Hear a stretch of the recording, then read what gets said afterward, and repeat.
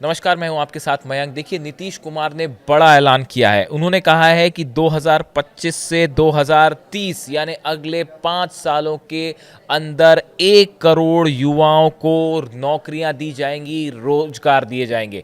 देखिए, बहुत बड़ा ऐलान माना जा रहा है। नीतीश कुमार जो है वो सीएम पद की जब से उन्होंने शपथ ली है, उसके बाद से वह अपनी सरकार की योजनाओं को लेकर, प्राथमिकताओं को लेकर लगातार एक्शन मोड में है और उन्होंने एक बार फिर बड़ा ऐलान किया है। इनफैक्ट उन्होंने कई ऐलान किए हैं। अगर मैं पहले आपको एक नंबर्स में बताऊं, उन्होंने वादा किया कि 5 साल में 1 करोड़ लोगों को, 1 करोड़ युवाओं को नौकरी दी जाएगी। पहली बात। दूसरा, उन्होंने कहा बिहार में उद्योगों का जाल बिछाने का लक्ष्य रखा गया है। दूसरी चीज।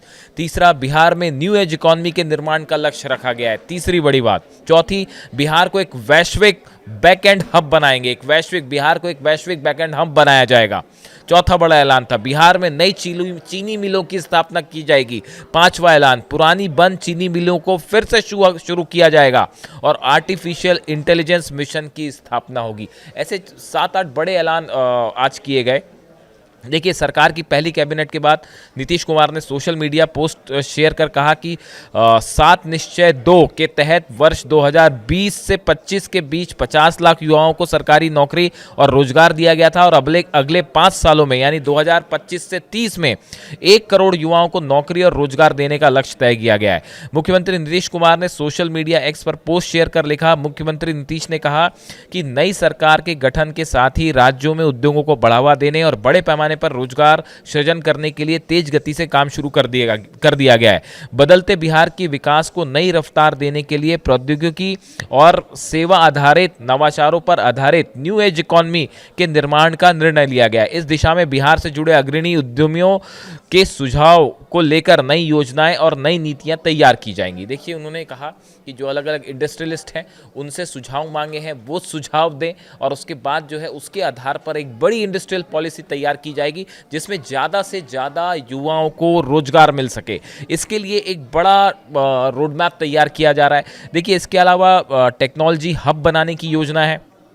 Defence corridor, semiconductor manufacturing park, global capability centres, mega tech city और फिटनेस सिटी की जो है फिनटेक सिटी की भी स्थापना की जाएगी। इस तरह की बातें हैं। यानी आप देखिए, नीतीश कुमार ने शपथ लेने के बाद फौरन एक्शन मोड में है और बिहार की इकोनॉमी को तेजी से आगे बढ़ाने के लिए वो एक बड़ा रोड मैप तैयार करना चाहते हैं और उन्होंने वादा कर दिया कि अगले 5 साल में जो है तेजी से रोजगार बढ़ाए जाएंगे और 1 करोड़ युवाओं को नौकरियां दी जाएगी। कुछ निर्णय हुए हैं, वो उद्योग के जाल को बिछाने का है और बड़े पैमाने पर रोजगार सृजन का है। जो पहला निर्णय है वो पूरे पूर्वी भारत का, इस राज्य को न्यू टेक हब के रूप में विकसित करना है और इस उद्देश्य से defence corridor, semiconductor park, global capability centres, mega tech city, fintech city, ये जो स्थापित करना है, तो इस तरह की योजनाओं को कैसे स्थापित किया जाए, एक मिशन मोड में और उसका अनुश्रवण करने के लिए मुख्य सचिव की अध्यक्षता में समिति के गठन का निर्णय हुआ है और इस समिति में